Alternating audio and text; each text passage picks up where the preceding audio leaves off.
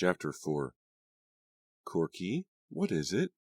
Seeing the horrified expression on Corky's face as she stood frozen at the window, Kimmy and Deborah leapt off the couch and darted across the room. Ronnie, who had scrambled to her feet, was right behind them. He's here, Corky managed to cry. She pointed toward the middle of the yard. Kimmy put a protective arm around Corky's shoulders and drew her aside. The other two girls pressed their faces close to the glass and peered out. Huh? Where? He's here, Corky insisted, her voice trembling. He stared at me with those empty eyes, like ghost eyes. I don't see him, Deborah said, cupping her hands around her eyes to shut out the glare from the living room. I don't see anything, Ronnie agreed. The wind is blowing the leaves around, that's all. Hey, there are two cats down at the end of the drive, Deborah reported. She turned away from the window to face Corky. Is that what you saw? No, Corky insisted, shaking her head. I saw him. I did. He was there, walking on the grass toward the house. Well, he's gone now, Ronnie said, flashing Kimmy a puzzled look. Corky breathed a loud sigh of relief. He must have seen us all staring at him and run away, she said. Yeah, I guess, Deborah said thoughtfully. I guess, Ronnie repeated. They don't believe me, Corky thought miserably. They don't believe I saw him. They think I'm seeing things. And then she added, I'm not so sure I believe me. She shuddered and started back to the couch. Guess we'd better get going, Kimmy said, starting toward the front hallway. I promised my parents I'd be back half an hour ago. Me too, Ronnie said, forcing a smile for Corky. It was really nice of you to come, Corky said, a little embarrassed at how stiff the words sounded. I mean, I'm so glad you came by. With that guy and everything. Again, Ronnie met Kimmy's eyes. None of them believe me, Corky thought again, catching Ronnie's expression. They think I'm cracking up. She glanced at the front window, half expecting to see the hooded guy peering in at her. The window was dark and empty. Kimmy and Ronnie had pulled on their coats. Is that fake fur? It's really neat. Corky ran her hand up and down the sleeve of Ronnie's coat. You like it? There's room in here for you too, Ronnie joked. Hey, aren't you coming? Kimmy called to Deborah, who had hung back at the living room doorway. I thought I'd stay a few minutes and talk with Corky, Deborah told Kimmy. She turned to Corky. If that's okay? Yeah, sure, Corky replied quickly, smiling at Deborah. I'll walk home, Deborah told Kimmy. I can drive you, Corky said. Well, think about what we said, Kimmy told Corky, pulling open the front door. Come to practice, okay? I'll think about it. I really will, Corky replied. More goodnights. Then Kimmy and Ronnie disappeared out the door. Corky followed Deborah back into the living room. They both headed for the couch. The beams of Kimmy's headlights rolled up the wall, then disappeared. Deborah tucked her legs under her slight frame and settled onto the cushion. How are you, Corky? I've been meaning to come over for a long time. I'm okay, I guess, Corky said, sitting on the arm of the couch at the far end from Deborah. No, I mean, really? Deborah said, her blue eyes suddenly glowing with intensity, burning into Corky's. I mean, how are you really? Not great, Corky admitted. I mean, it's been hard. Real hard. You were there that night, Deborah. It must be hard for you, too. Deborah nodded solemnly. Kimmy and Ronnie think I've gone weird? Her hand went up to the crystal at her neck. They think I'm weird because I've become so interested in the occult, but I can't get over what happened? Corky uttered a dry laugh. We've all gone a bit weird, I think. Deborah didn't smile. They told me not to tell you this, but I have to. They made me swear I wouldn't say it, but I don't care. I have to let you know, Corky. Corky walked to the window, turned, and rested her back against the sill. Let me know what? Why are you being so mysterious, Deborah? The evil is still here, Deborah said flatly, her eyes suddenly dull as if someone had turned off a light inside her. Corky's mouth dropped open, but no words came out. Deborah shifted uncomfortably on the couch. The awful jangling music from the Nintendo game upstairs seemed to grow louder. You were there, Deborah, Corky said, her voice nearly a whisper. You saw me fight poor Jennifer. You saw the evil spirit pour out of her mouth. You saw the evil go down into Sarah Fierce's coffin where it was buried again. You saw it all, Deborah. Deborah nodded, keeping her lifeless eyes locked on Corky's. I saw, but I know the evil didn't die, Corky. You didn't kill it. Believe me, it's still around. But, Deborah, maybe... Corky wasn't sure what to say. Kimmy and Ronnie were right. Deborah had gotten strange. She had always been a little quiet, a little cold even, but sitting there so straight on the couch, her legs tucked under her, dressed all in black, her pale face frozen in that stare, Deborah looked positively frightening. Kimmy and Ronnie don't believe me, Deborah said, clasping her hands in front of her almost as if preparing to pray. But I'm right, Corky. The evil spirit is still around. I can feel the evil. I can feel it so strongly, right now, right in this house. Please stop, Corky cried. She pushed herself away from the window and walked back to the couch, stopping a few inches in front of Deborah. These books you've been reading, about voodoo and the occult? I've been studying, Deborah replied, sounding defensive. I know what I'm talking about, Corky. She suddenly reached up and grabbed Corky's hand. We were never friends. I know I was never nice to you or to your sister, but we have to be friends now. We have to trust each other. Deborah's hand was burning hot. Corky pulled away. Deborah let her hand fall back in her lap. Corky sat down beside her on the couch. We have to forget what happened, Corky heard herself say. Deborah shook her head, frowning. We can't? Not while the evil is still here? Maybe you should stop reading all that stuff, Corky said softly. We've all been through a terrible experience. But we have to get on with our lives now. We have to force ourselves. I know that's why Kimmy and Ronnie asked me back on the squad. You're not listening to me, Deborah insisted. The evil spirit is alive. You didn't kill it, Corky. There's no way we can get on with our lives. Not while it's still here. You've got to believe me. Deborah, your hand is so hot. Do you have a temperature? Corky asked. A shrill whistle interrupted their conversation. Oh no, I forgot all about the hot chocolate. Corky hurried toward the kitchen. Let it whistle? I've been reading about ancient spirits, Deborah said. Sit still. We need something hot to drink, Corky interrupted. I'll be right back. She hurried out of the room, her mind spinning, Deborah's words echoing in her ears. Poor Deborah, Corky thought. She seems as troubled as I am. She looks so pale, so tense, so frail. What can I say to her, she asked herself, after turning off the tea kettle. What did she expect me to say? I don't believe the evil spirit is still alive. I saw it buried. I saw it. We all saw it. But what if it's true? What if it isn't buried? What then? Is Deborah trying to scare me? Corky suddenly wondered. Is she saying all this just to keep me from going back on the squad? No, Deborah believed in what she was saying. It was obvious from the expression on her face, from the dull horror in her eyes. Corky pulled 2 mugs down from the cabinet and glanced out the kitchen window. Was that a figure she saw in the backyard? Was someone out there? She looked again and saw nothing. It must be my imagination, Corky reasoned. She poured the chocolate powder into each mug, all the while peering nervously out the window into the dark yard. Hey, Corky, Deborah called from the living room. Be right there, Corky shouted back to her. I'm just going to pour the hot water. She lifted the kettle off the stove and carried it to the mugs on the counter. As she reached the counter, her arm suddenly flew straight up. Without wanting to, she raised the steaming kettle over her left hand. Hey! She cried out. She tried to lower her right arm, struggling to push the kettle back down, to lower it, to move it away from her left hand, but her arm wouldn't obey her. She had no control over it, and her left hand wouldn't move away from the countertop.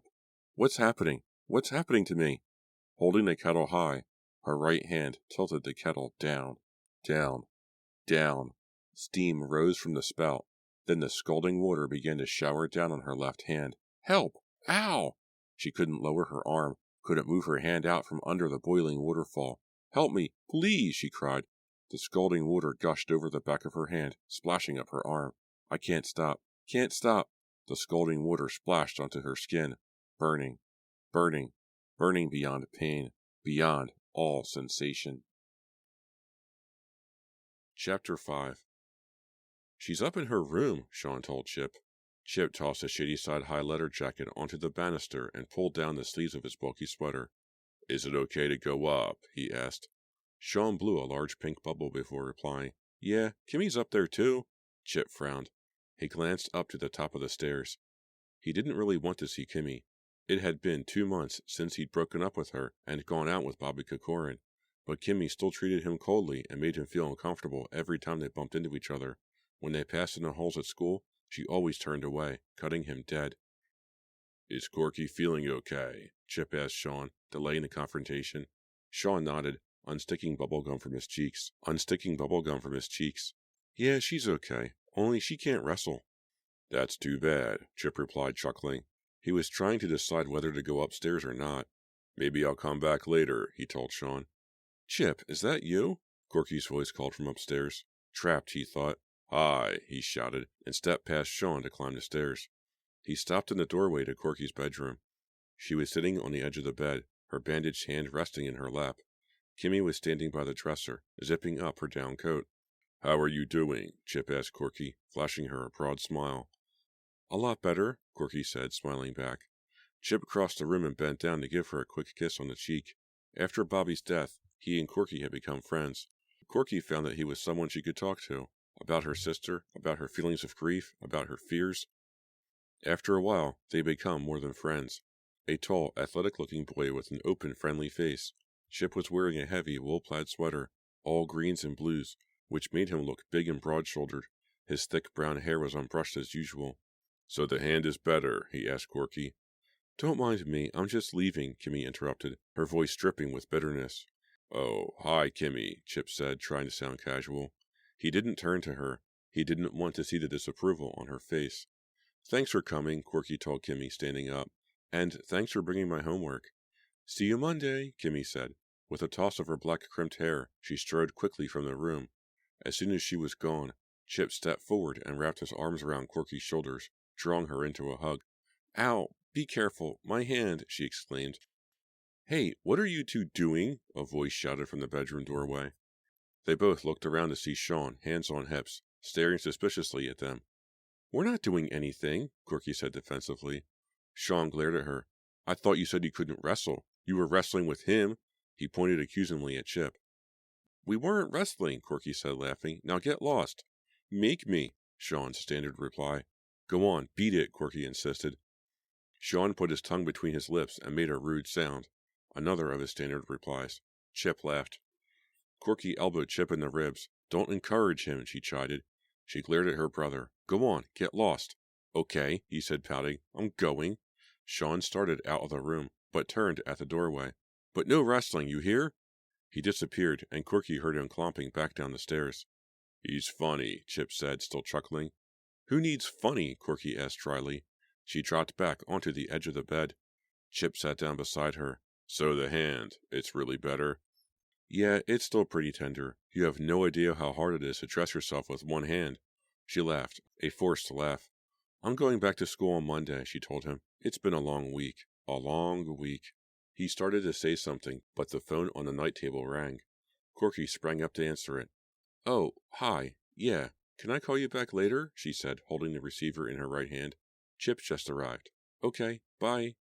She hung up the phone and, catching a glimpse of herself in the dresser mirror, ran her uninjured hand through her blonde hair, smoothing it back. "Who was that?" Chip asked, lying back on the quilted bedspread, resting his head on his hands. "Deborah," she replied. "She calls me every afternoon now. Ever since I burned my hand and she ran next door to get my parents, I think she feels responsible for me or something." "Is she still insisting that the evil spirit made you burn yourself?" Chip asked, frowning. Corky crossed to the window and looked down on the backyard. The late afternoon sun had lowered itself behind the trees, making shadows stretch all across the leaf-covered lawn. "Don't make fun of Deborah," she said in a low voice. "Hey, I'm sorry," Chip replied quickly. "It's just that she's going weird or something. People accidentally burn themselves all the time, Corky. Your right hand slipped. The water poured onto your left hand, and—" "My hand didn't slip," Corky said shrilly. "It wasn't an accident, Chip." She decided she had to tell him what really happened. Chip pulled himself up to a sitting position. His face revealed his surprise. "You mean you believe her?" he asked, his voice rising several octaves. "I don't have to believe her," Corky replied sharply, staring at him now. "I was there. I know what happened. I could feel the evil, Chip. I could feel it paralyze me. The evil spirit was there. It forced me to scald myself. It held my hand there and forced me." Okay, sorry," Chip muttered. He didn't like to fight with her. He almost always backed down or changed the subject. "That scary guy hasn't shown up again?" he asked. "The one with the gray eyes?" "No sign of him," Corky replied. She shook her head bitterly. "Kimmy and Ronnie are sure that I made him up. Every time I started to point him out, he'd vanish. Poof!" She snapped her fingers. "Weird," Chip replied. He couldn't think of anything else to say. "So do you—" "I never told you. I talked to a psychiatrist," Corky interrupted, walking back to the bed and sitting down next to him. "Huh?" "At the hospital," she told him. "When I told the emergency room doctors how I burned my hand, they called for a psychiatrist to see me. I guess they thought I did it deliberately or something." She rolled her eyes.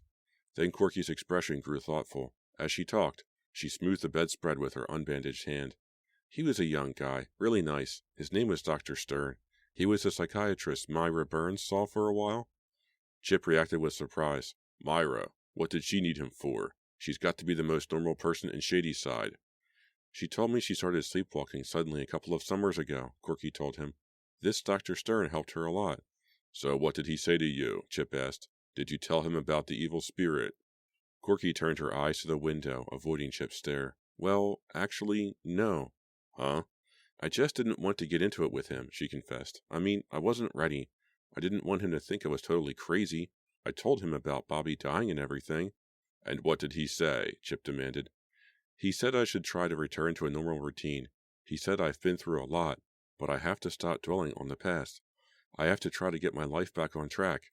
She grabbed Chip's hand and squeezed it. He was very understanding. What's a normal routine? Chip asked. You mean like early to bed, early to rise or something? Don't be dumb. He means I should try to do things the way I did before. Before Bobby died and that evil spirit.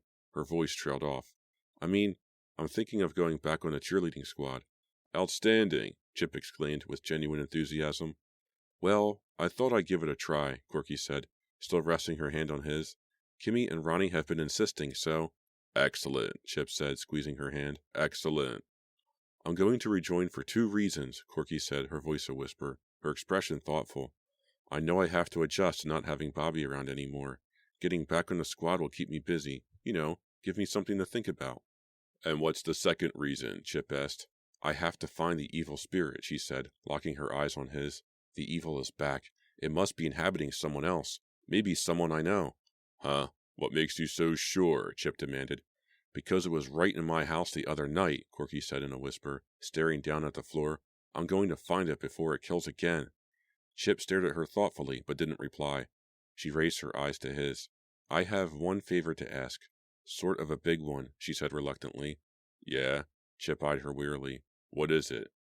Come with me to the cemetery tonight after dinner? She asked in a tiny, pleading voice. Huh? He swept his hand back through his thick, disheveled hair. Come with me. I want to go to Bobby's grave. Just one more time. I promised myself I'd stop going there so often, but I just want to tell Bobby my decision about going back on a cheerleading squad. Chip sighed. Bad idea, he said softly. Corky squeezed his hand. Come on, Chip. It's a bad idea, Corky, he repeated heatedly. You said that shrink wants you to get back to a normal routine. Well, going to the cemetery all the time isn't normal. I don't think you should go. She leaned over and pressed her cheek against his. Come on, she pleaded softly. One last time. I promise. She kept her face pressed against his. He turned toward her. She kissed him tenderly, a long kiss, a pleading kiss. When she finally pulled her face away from his, she could see his features soften. Okay, I'll go with you after dinner. And then he added, I guess there's no harm. What could happen? It was a warm night for early December. Thousands of tiny white stars dotted the charcoal sky. A huge full moon cast bright light over the Fear Street Cemetery. Since the cemetery was little more than a block from Corky's house, she and Chip walked. He carried a flashlight in case the moonlight wasn't enough, swinging it as they walked. She asked him about last Saturday's basketball game, the first preseason one. He told her about the center on the opposing team who repeatedly slam-dunked, even though he was the smallest guy on the floor. She told Chip how Sean had slipped green food coloring into the mashed potatoes just before dinner. Neither of them talked about what they were doing, where they were headed. It was as if they were pretending they were out for a pleasant walk and not going to the Fear Street Cemetery so Corky could talk to the dead sister she couldn't get out of her thoughts. After leaving the sidewalk, they made their way through an old section of the cemetery, past rows of low, crumbling gravestones, jagged, shadowy forms in the gray moonlight. Chip's flashlight sent a cone of bright light over the tall grass ahead of them. Corky stopped and grabbed Chip's arm as 2 eyes appeared in the light. A scrawny white cat stepped timidly out from behind a granite gravestone. It mewed a warning, then scampered away, disappearing into the darkness. Corky held on to Chip's arm and led him up a hill toward a section of newer graves on a flat, grassy area, bounded by low trees. This way, we're almost there, she whispered. Chip suddenly held back. She stopped and followed the direction of his gaze. He was shining a light on a grave marker, its smooth whiteness revealing that it was new. Jennifer Daly's grave. Corky sighed and tugged the sleeve of Chip's sweater. Every time she passed that grave, terrifying memories flooded her mind. She didn't want that to happen now. She didn't want to think of poor Jennifer or the evil spirit that had inhabited her body. She wanted to tell Bobby her decision and then leave the cemetery, leave the horror behind, leave the memories behind, or at least try to. Hearing a sound on the street, she turned around, just a passing station wagon. When she looked back down toward the old section, her eye caught a tilted 100-year-old tombstone, lit up by the bright moon. Corky knew it well. Surrounded by 4 other graves, Sarah Fear's stone, worn by time and the weather, stood silent. It was over Sarah Fear's grave that Corky had battled the evil spirit on that dreadful, terrifying night. Over Sarah Fear's open grave, she had fought and won, and sent the evil pouring out of Jennifer Daly's body back into the grave forever. Or so she had thought. But the evil hadn't remained in the grave. The evil was back. Somewhere. Corky shuddered. I don't want to think about this now. I don't. This way, Corky said, turning away and striding with renewed purpose up to her sister's rectangular grave marker. Remnants of the flowers Corky had brought there a week ago lay shriveled at the foot of the stone. Suddenly chilled, Corky shoved her hands deep into the pockets of her windbreaker and turned back to Chip. He was leaning against a tree several yards away, his arms crossed over his chest, his eyes on the sky. I guess he's giving me a little space, Corky thought. She turns to face her sister's gravestone. It's me, Bobby, she said in a low voice. I'm really not going to be coming here for a while. At least I'm going to try not to come. I need to get my life back to normal. I knew you'd want me to. Corky paused, glanced at Chip, who was still staring at the heavens, took a deep breath, and continued. I just wanted to tell you about the decision I've made. I hope it's the right one. I've decided to go back on a cheerleading squad. You see, Bobby? Corky stopped. She heard a sound. She turned and peered down the hill. Her breath caught in her throat. She froze, and stared in horror as a woman floated out of Sarah Fear's grave. Chapter 6.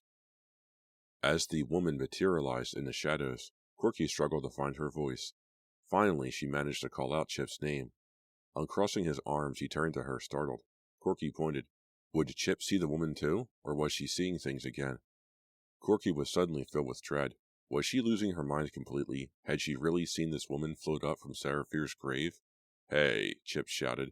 He saw the woman too. Corky realized she'd been holding her breath. She let it out with a loud whoosh. Oh, hi, the woman called up to them. The beam from Chip's flashlight played across her face as he made his way down toward her. She was young and kind of plain, Corky saw. She had straight black hair that hung down over the turned-up collar of her trench coat. She raised her hands to shield her eyes from the light. You scared me, she called out. I didn't know anyone else was here. Chip lowered the light to the ground and stood waiting for Corky to catch up. Reluctantly, she followed. You scared us, Chip said, as he and Corky joined the young woman.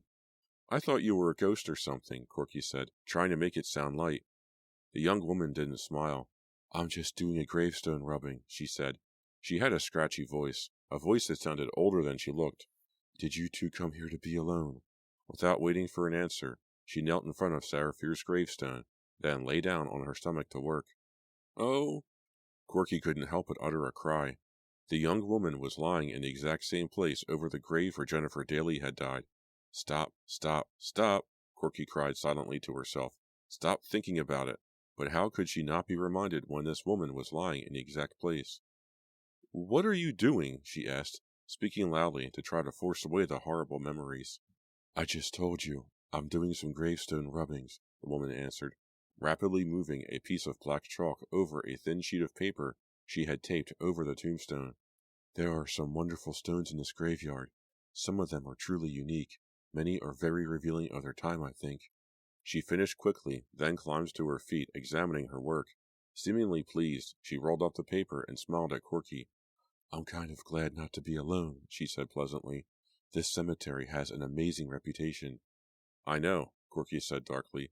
How can you work in the dark? Chip asked, pointing to the rolled-up paper in her hand.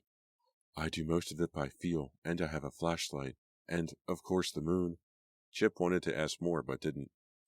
I'm a graduate student doing research on Shadyside history. She stuck out her hand to Chip. I'm Sarah Beth Plummer. Chip and Corky shook hands with her and introduced themselves. She seems quite pleasant, Corky thought, once you get used to the old lady voice with her young face. Corky guessed that Sarah Beth was in her early 20s. Do you know anything about Sarah Fear? Corky asked, staring at the gravestone in front of them. The question seemed to surprise Sarah Beth.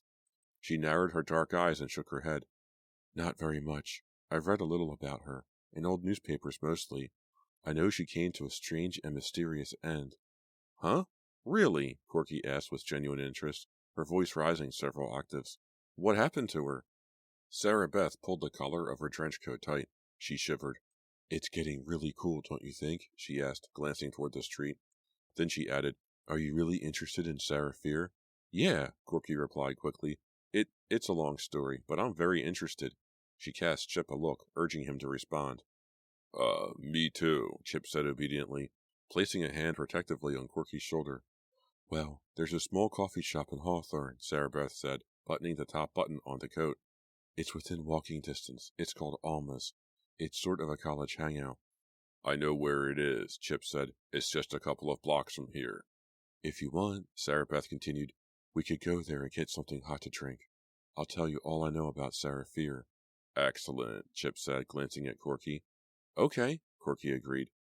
The image of Sarah Beth floating up from Sarah Graves' fear flashed into Corky's mind again. She hesitated. I imagined it, she told herself, just as I imagined Bobby rising up from the ground. Sarah Beth seems friendly and interesting. Taking one last glance up toward Bobby's headstone, she turned and followed Chip and Sarah Beth to the street. It took only a few minutes to walk to the restaurant at the corner of Hawthorne and Old Mill Road. See that place over there? Sarah Beth asked, pointing to a small red brick house across the street. That's where I'm living. It's not a mansion, but it's cozy. Alma's coffee shop was small but cozy too. A long counter ran along the right wall. Narrow red vinyl booths lined the other wall. The restaurant smelled of strong coffee and grilled onions. 4 teenagers at a booth near the front were laughing loudly, drumming on the tabletop and clattering their silverware. 2 white-haired men nursing mugs of coffee at the counter were the only other customers. Sarah Beth squeezed into the last booth at the back. Corky and Chip slid in across from her. Sarah Beth ordered tea, while Corky asked for hot chocolate. Chip ordered a Coke float with chocolate ice cream. I have a craving, he said, shrugging his broad shoulders in reply to the stares of the other 2. The conversation was awkward at first. Corky began to wonder why she had agreed to come with this complete stranger. Sarah Beth seemed friendly enough, but Corky had an uneasy feeling about her, a suspicion she couldn't put into words. Why do you have to do your gravestone rubbing at night? She asked Sarah Beth. Again, Sarah Beth's eyes narrowed as if the question displeased her. Oh, I'm just running late as usual, she said, stirring her tea. The assignment is due tomorrow morning, so of course I waited till the last possible minute. It seemed like a perfectly reasonable explanation, but to Corky's mind, it just didn't ring true. Oops, sorry. Chip dropped his ice cream spoon onto the seat. Moving to retrieve it, he accidentally bumped Corky's hand. She cried out in pain, startling Sarah Beth. It's my hand. I, burned it, Corky explained, holding up her bandaged hand.